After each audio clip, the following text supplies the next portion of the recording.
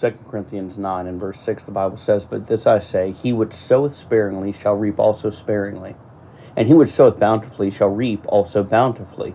Every man according as he purposeth in his heart, so let him give, not grudgingly or of necessity, for God loveth a cheerful giver. And God is able to make all grace abound toward you, that ye, always having all sufficiency in all things, may abound to every good work." Now, God here charges us to give. I want it to be noted that God is not talking about mere financial giving alone. He challenges us to give, and he says to the extent that we give, that's the extent that we're going to receive. He also says that as we give, God is able to make his grace abound towards us. Why would that be important? That we would have the grace to give more than what we would otherwise think able. That we would have the grace to sacrifice and to bear more than what we would otherwise think we are able. And he makes this statement, "Always having all sufficiency in all things, may abound to every good work." You say, what does that mean? That you have exactly what you need. You know, in my studies this week, I was rereading the life of Hudson Taylor. And Hudson Taylor, he was a missionary. He went to China, and he was the first man to take the gospel inland of China past Shanghai. He went there with very little support, and after just a short while there, he realized that the support that he did have was coming from a missionary board that was going in debt to support him. And he felt like there's no way possible that God would want his people going in debt to fund my work.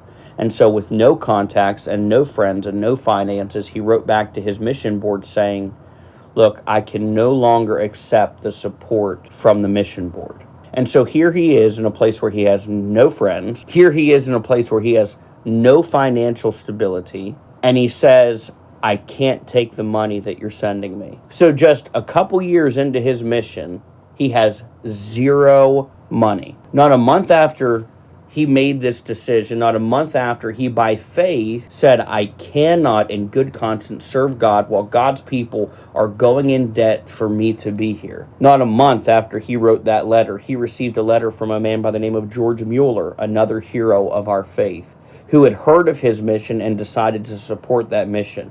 And within a year of the time that he cut off his support from that mission board, he had re-raised all of that support from various other sources. He made this statement of that incident. He said, "I am no longer anxious of anything, as I realize he is able to carry out his will for me. It does not matter where he places me or how he places me. That is for him to consider, not for me.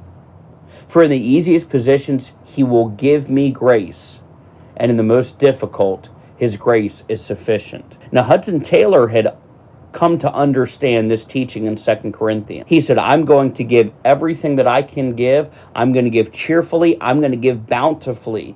I'm going to give in excess. And God's grace is going to abound toward me so that I have what I need to just keep on going for him." Just a few short years after this incident, he became very ill with typhoid fever. And as a result of his typhoid fever, he had to return to London to recuperate. Now, if you know anything about the life of Hudson Taylor, he loved China. His heart was there. He wanted to be there. He wanted to die there. He could not bear the thought of not being on his mission field. And I think if we were to ask Hudson Taylor, "What are you doing in London?" he probably would have been a little discouraged by the fact that he was no longer in China. During this time, he used his days. He gave of himself just as much as he had while he was on the field.